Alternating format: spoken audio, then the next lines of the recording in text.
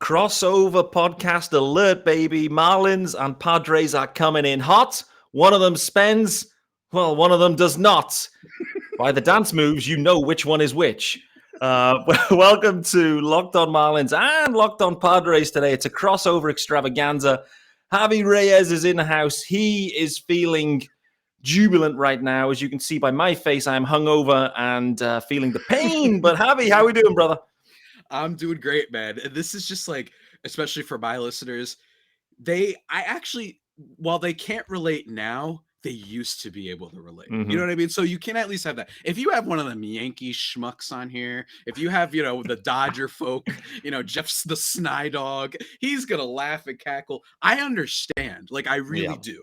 The Padres, once upon a time, I don't know. We can't pay Seth Smith for another, 1 year, $8 million, or Chase Headley, you know what I mean? Who was really great once upon a time.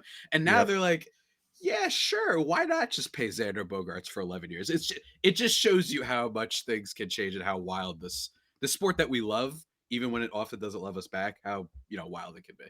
Yeah, no doubt about it. So just give us the rundown then, mate, because, listen, from what I've been tracking for the Padres anyway, they've just been basically in on every big name free agent, and they finally get their guy with Xander Bogaerts, mate. How fun a ride's this been this offseason for you? Oh, it's been a blast. It was quiet at first, maybe, for some people. They still did some moves. They bring back Nick Martinez. They re-signed Robert Suarez, who was this excellent reliever for the team, who, 30-year-old rookie in the Japan League. And then he comes over and he gets absolutely blown up in his first start, or appearance, I should say. He's a reliever. And then he was great for the rest of the way. And some people were wondering, well, that's a lot for him. I thought it was a cool signing because it probably means they're trying to get ahead of the curve before Josh Hader becomes a free agent. And Xander Bogaerts, when that happened, it was like 11:50 at night, my time, about ready to go to bed, maybe take, a couple melatonin or something like that to help me sleep. And thank God I didn't, because AJ Preller has not heard of sleep before. He does not know what it means. He has never heard of the term. He embraces sleep when you're dead mentality. And he goes after Xander Bogaerts, and they get it done. And I think that the best way to describe AJ Preller and the Padres' current regime is, if they think you're a good player, they're interested.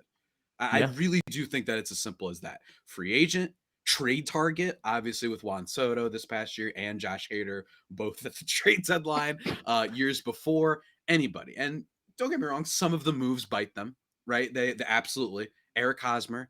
And I can say the name now because he's no longer on the team. Yes, I can. That's right. He's no longer on the team. Some have absolutely bit them, but they're a volume shooting franchise. And I appreciate that for them. Other people looked at the Bogaerts contract as 11 years. That's a lot. Agreed. 100%. He could be a disaster after year 5. But I do think that that's more in a vacuum, and that for Padres fans, considering they had never done this. If you're the Red Sox or the Mets or the Cubs or some of these other teams that have given out money before, for them, I can understand being like, whoa, we got to watch this. For the Padres, they're just kind of enjoying everything. That's my vibe for the fan base, because it's just never happened before. So for them, they're like, yeah, it might stink, but we'll worry about that when we get there. You know what I mean? And that's kind of what they're doing. And I wish more teams would follow suit, because I know the Marlins, oh man, what is going on with you guys? Because every single tweet, every article I see, it's just like, it's a meme, my friend. It's a meme, Peter Pratt, Marlins UK. The Marlins, they feel like they're a meme. Just to bring up a tweet that we were both talking about before we started recording, from Santiago Marlins on Twitter. The last 12 free agent contracts in Marlins history inked to multi-year deals are Jorge Soler, your boy, Avisel Garcia. Oh, skinny Avi. Anthony Bass, Corey Dickerson, Brad Ziegler, Junichi Suzawa, Edinson Volquez, Wei-In Chen, Michael Borish, Jeff Baker, Garrett Jones, and Jared Saltalamacchia. Folks, Padres fans, if you think sometimes the Hosmer thing is bad, I will take that over all 15 of these teams. Like, it's really tough out here. What has it been, kind of from your perspective, watching free agency? Is there any hope, my man? What is going on? Oh man, it's been fun in a twisted kind of way, is how I would describe it. I think that's the only way. The funny thing is, going into it, we're getting the vibes that Kim Ang wants to run it back. We're getting run it back vibes. And we're thinking, oh boy, this team just won 69 games and we're going for the run it back vibes. Interesting strategy. So then all of a sudden they get into the winter meetings in San Diego, obviously. And next thing is Kim's saying, hey, we need 1, 2, 3 sticks. We're thinking, okay, she's alive. She's making me feel alive. Let's go. And then the Marlins, the main summary for this offseason, there's only one summary. We need this on a T-shirt. I'm going to get it on a T-shirt, is checking in. They've checked in on every dude, every possible dude. Checked in on everyone, closed no one, I think, is the situation. So it's been tough. It's been tough. The Marlins fan base is creaking.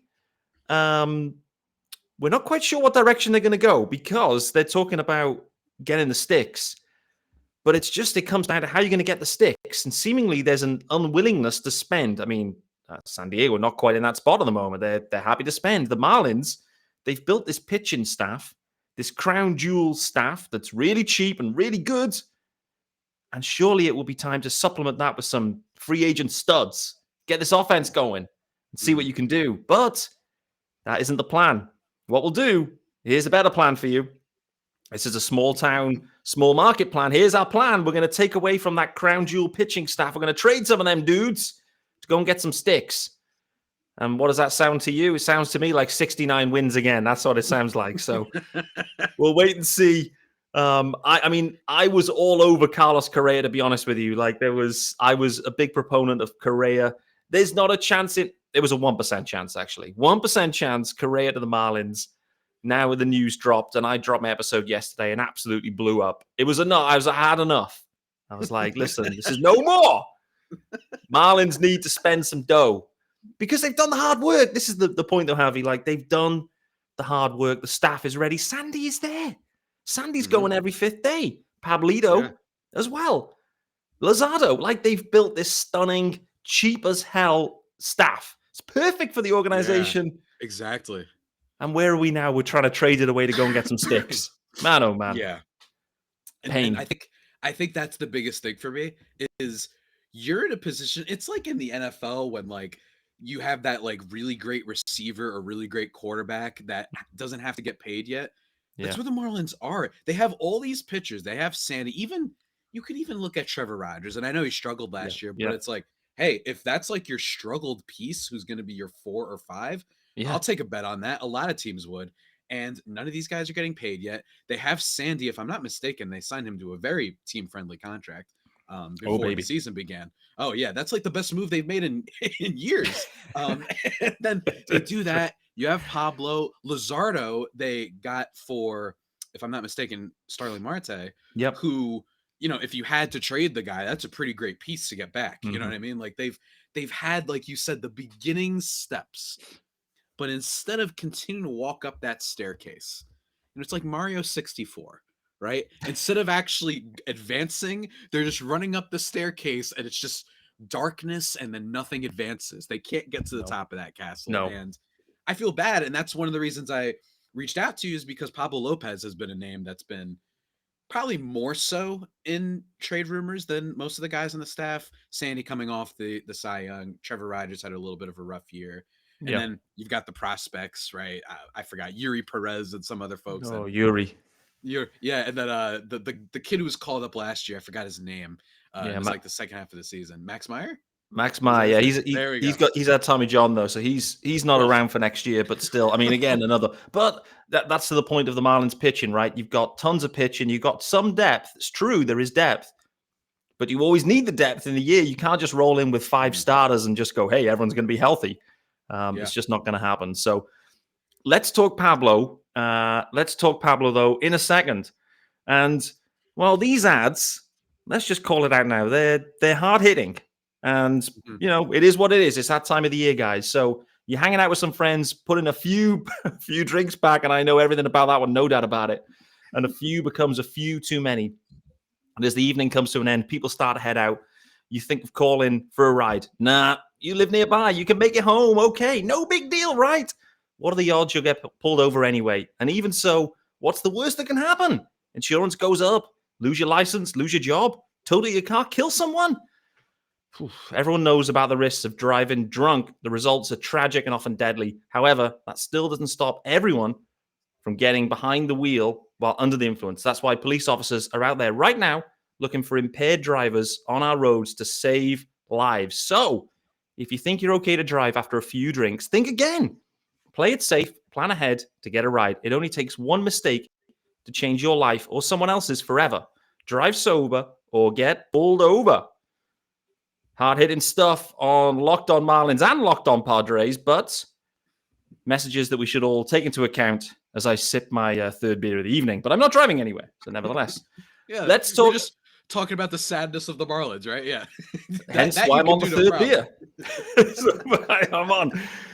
Let's talk, this is the point, right? The Marlins may look to move an arm or two. And I think this is where things get interesting for our clubs together, where, as you've already talked about, the aggressiveness, I would say, of the Padres over the past few years has been impressive. And I've been extremely jealous of the aggressiveness they've shown.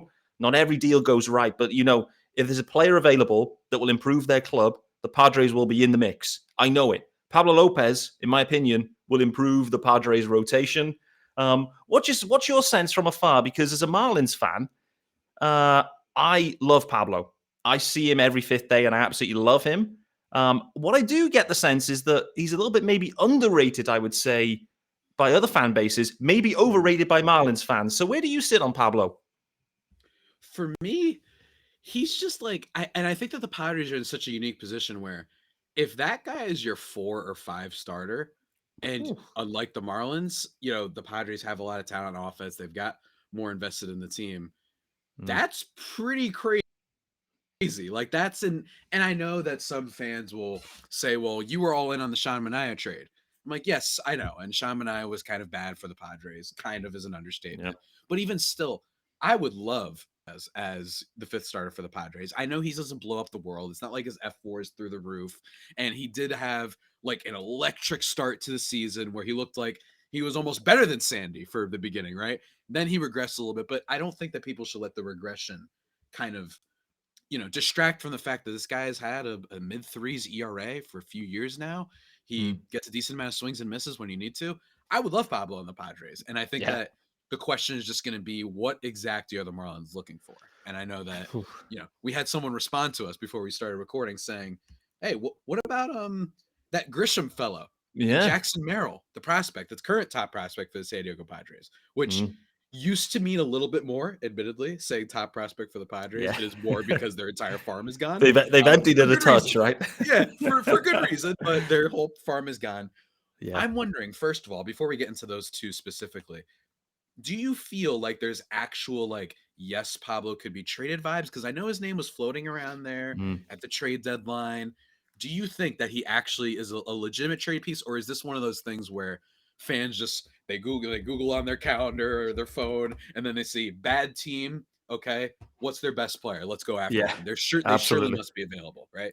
Brian Reynolds is a good example of that, right? Where everyone has been trying to trade that guy for years, and I don't know what's going to happen. But what do you think about Lopez's trade viability? I guess.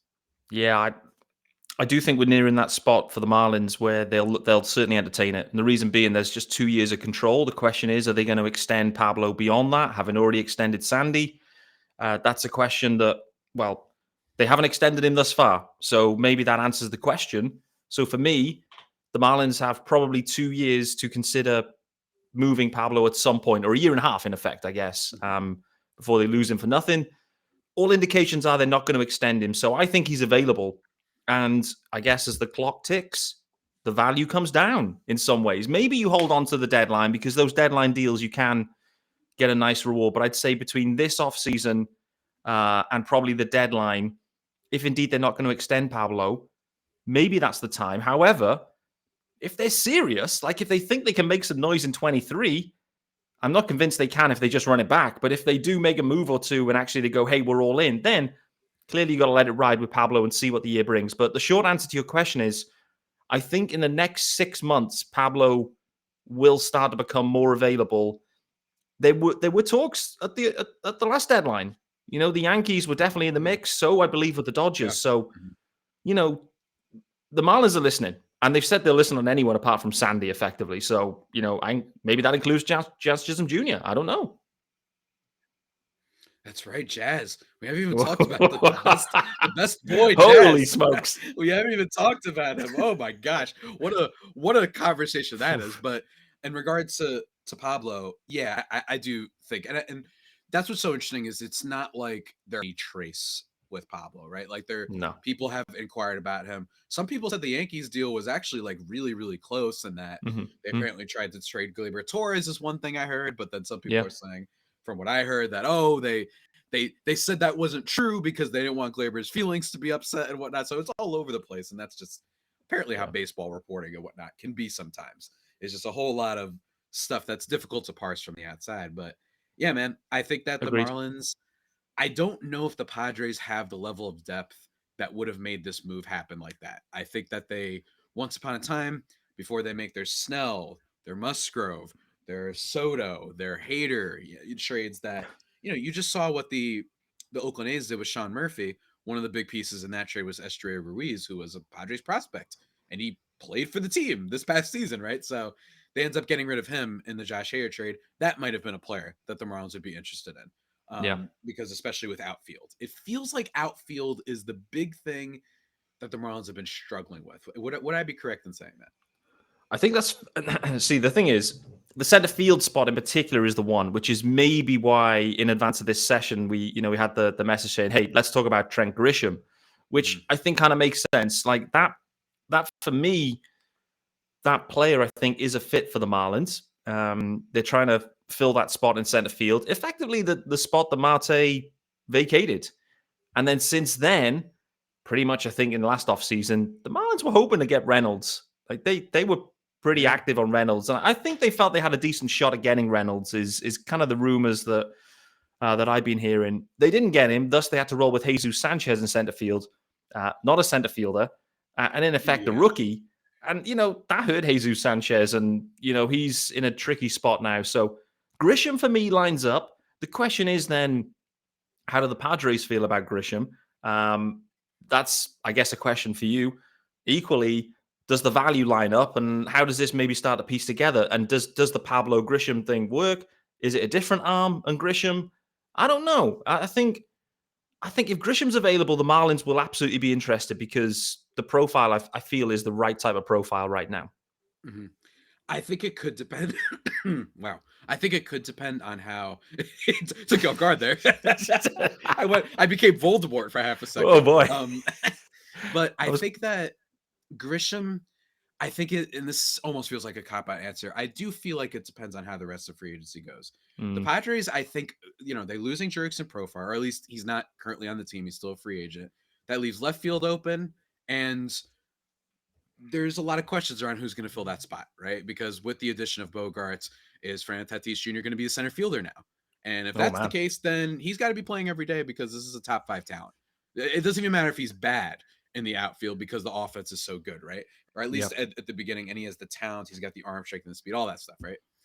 But with Grisham, it's like, okay, he could be the 4th outfielder. That would be awesome for the Padres too. So this isn't like a must trade situation. I wouldn't mind having Grisham as that utility outfielder who could play some awesome defense. And if he ever figures out how to hit the way he did in 2020, where he was just looking like a top 15 outfielder, then that's great.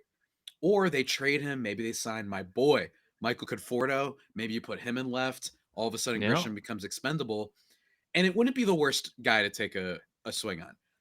I will say when he hits, it looks bad. It looks really bad. It's frustrating.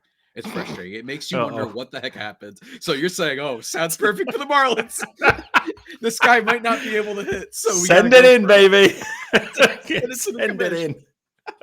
But I will say he certainly, without a doubt, just won a Gold Glove. He can play center field. And I feel bad for Sanchez because I hate when these guys, these young players are put in positions that they're clearly not comfortable with. Not just the pressures of being called up in the first place to the major league club, but also like, here's the position that you're not good at and you're going to play it because our front office, our ownership, whatever, doesn't want to invest in Starling Marte, right? That's where it feels like this has all come from. Where instead of signing Soler and Avi Garcia, your boy, maybe we just extend Starling Marte. I know they got Luzardo out of it. That was a decent control, like bounce back. You know what I mean? They salvaged it a little bit, but that kind of stinks. I will tell you, it gives the Marlins absolutely a capable center fielder with a little bit of upside because he's still young, 25, and he does have a hit of pop. Not more than a hit of pop. He certainly can hit home runs. But I definitely would, if a trade were to happen, I would caution Marlins fans not to look at the postseason, because the postseason, that was the Padres fans' insanity. I've been saying this for a while. For 2 weeks, was like the best player in postseason history. I don't know what happens. I don't think that's at all what he is, even when he is hitting well. But it's certainly a capable player. And Jackson Merrill, shortstop prospect, depending on what happens with Jazz, right? Like, I don't know how they feel about him. But even if they keep Jazz, Merrill is still young enough that maybe down the line, he changes positions, maybe starts being more second base instead of shortstop. I don't know. I know you guys have Miguel Rojas, who had the very brave comment. I got to address this. When this guy the other day, I forgot where this was. He was just like, yeah, we just have to. I don't think it's about money. I think it's just we got to just go out and improve. I was like, man, like, did ownership tell him to say that? Like, Oh boy. Has anyone ever thought of this, Peter? Let's just get better. You know what I mean? Like, let's just be better. You know, Let's manifest it right now. Let's do it. Let's do it right now. Let's do it. Yeah, I think that it actually does make a lot of sense. I don't think that the price point as of right now is super high for Pablo, especially because the aforementioned slip up in the second half. And the Padres, they'd be willing to do that for a fifth starter, especially because they do need a fifth starter right now. Yeah. Even though there are some arms out there, I'd be curious. It'd be an interesting match for sure. Especially if Reynolds is not nearly as available as some people may hope he is. That's it. I mean, he's the big piece. If I was a betting man on Reynolds, I would say that he has not moved this offseason. I haven't checked the odds, but I should have done in advance. But feel free, guys, to head over to our good friends over at Bet Online.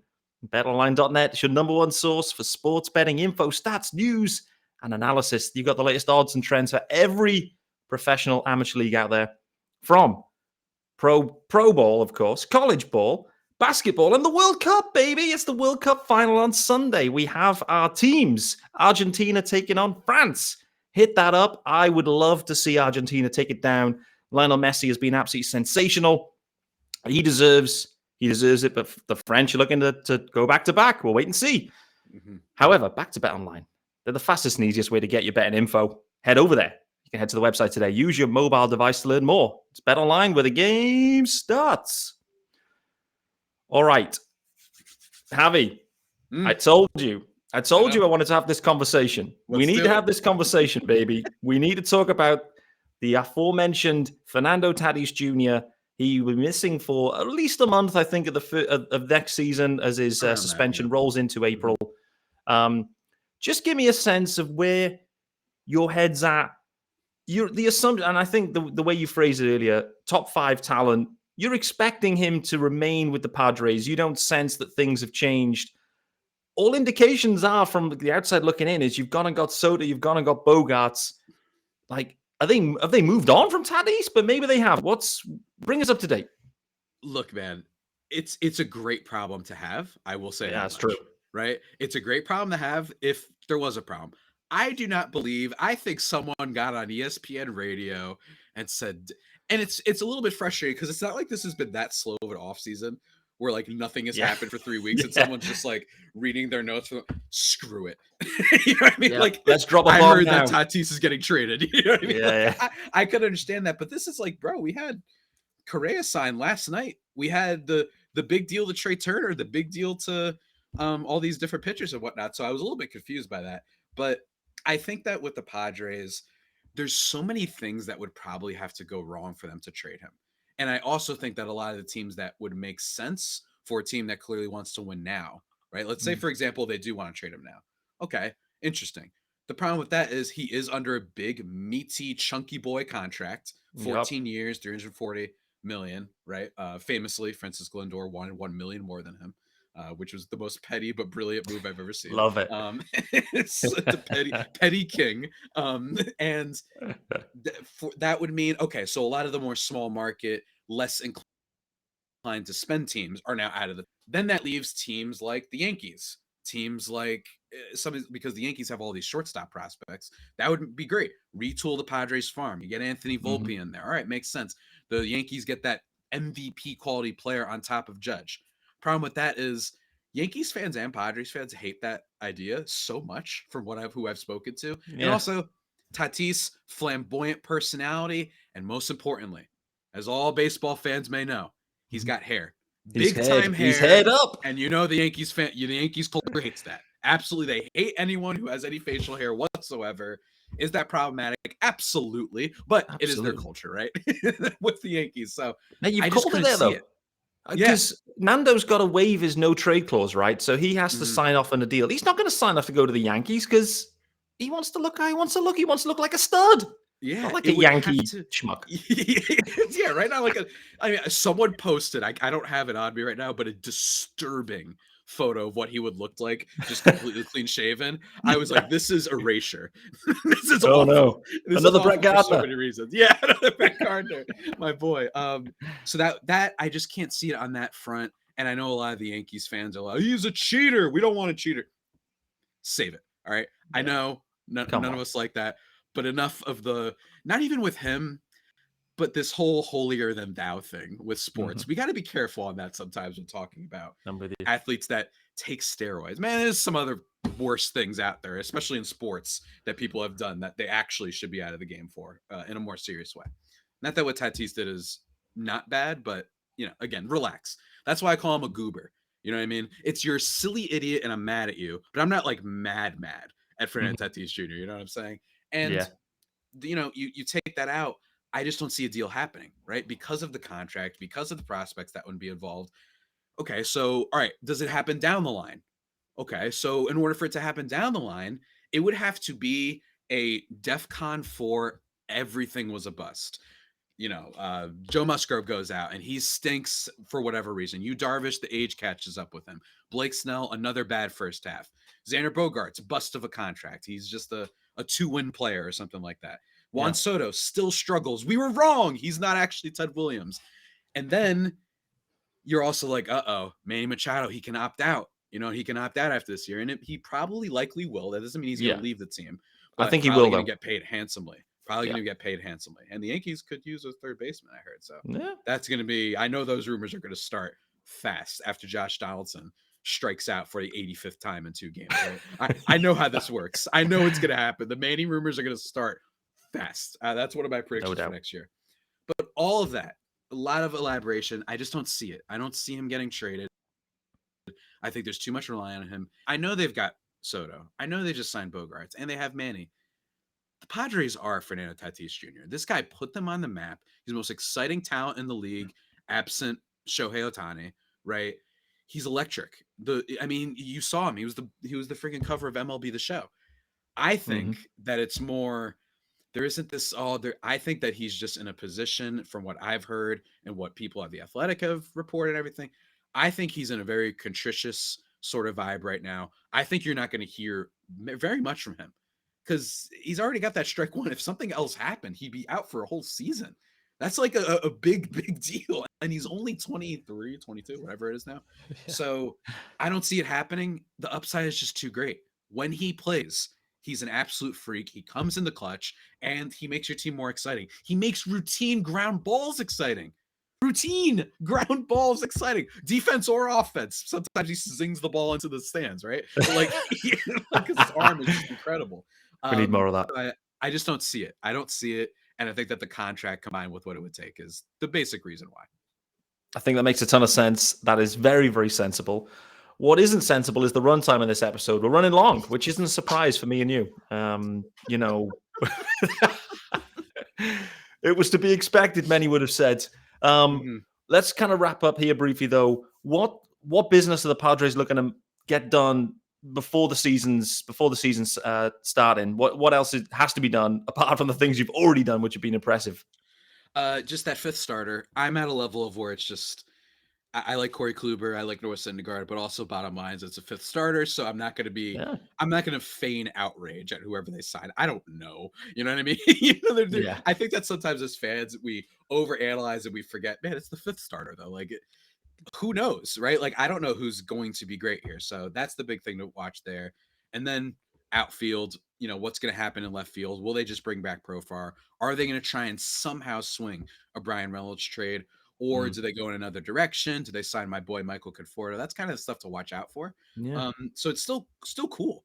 You know what I mean? Like there's still things to be excited about with the offseason if you're a Padres fan, even before the regular season kicks off. Or if you're like me, even before the World Baseball Classic starts, which will be a nice, great like in-betweener thing to get tide us over, I think, before the MLB season starts. So still things to be excited about. And who knows, by the end of this episode, they will have signed Carlos Rodon, and then they will have also traded for Jose Ramirez, and then Manny Machado inexplicably became the best outfielder in the world, and that's why they'll move him over. I don't know, right? Like, we don't know what's going to happen because these days. Absolutely. Listen, the wish list sounds lengthy. It's just as lengthy as the Marlins wish list. However, the names that we end up filling into those spots may not be quite of the same quality. We'll wait and see, but the Marlins have a lot to do. Kim has already put it out there. She started with 1 stick. She upgraded it to 2. Now it's 3 sticks plus some bullpen help. So we'll see how it goes. Looks like they're going down the trade path. I do like Ramon Laureano from the A's to fill that center field gap. I feel like they're in absolute sell now mode. Clearly, Ramon Laureano has no value there on that roster. So an obvious defensive upgrade. Well, I think there's a bit of sneaky pop in that stick too. And then we'll see what else comes. They need to add sticks in any spot. They were rumored to be in on Sean Murphy. We don't even need a catcher. That's how desperate we are for good players. You will just go and get a third catcher. Yeah, why not? Why not? Just if they're available, we'll get them. If they're available, we'll get them. All right, guys, we're bang out of time. Javi, let everyone know where they can get you, where they can follow your stuff. Make sure that the Marlins guys know where to tune in and find you as well. Yeah, absolutely. Shouts to the Marlins homies. At Javapeno on Twitter for my personal account.